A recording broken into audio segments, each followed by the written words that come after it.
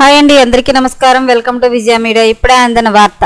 వైసీపీకి shock. Pawan Kalyan nomination పై ఈసీకి ఫిర్యాదు అప్డేట్ రావడం జరిగింది. సో దానికి సంబంధించిన పూర్తి డీటెయిల్స్ చెప్పడం కోసం నేను ఈ వీడియో చేస్తున్నాను. వీడియోని పూర్తిగా చూస్తేనే నేను చెప్పే సమాచారం మీకు బాగా అర్థమవుతుంది.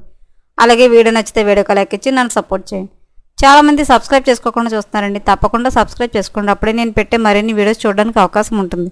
అలాగే వీడియోని లైక్ చేయడం వల్ల వీడియో కొంతమందికి రీచ్ అయ్యి ఇన్ఫర్మేషన్ మరి కొంతమందికి రీచ్ అవుతుందండి. సో లేట్ చేయకుండా మన వీడియోలోకి వెళ్ళిపోదాం.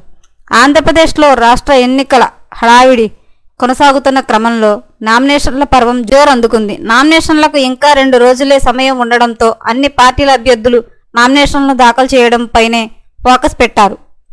ఇక నామినేషన్ దాఖలు సందర్భంలోనే భారీ ర్యాలీలు నిర్వహించి తమ సత్తా చాటే ప్రయత్నం చేస్తున్నారు. ఈ క్రమంలో జనసేన అధినేత పవన్ కళ్యాణ్ నేడు పిఠాపురంలో నామినేషన్ దాఖలు చేశారు.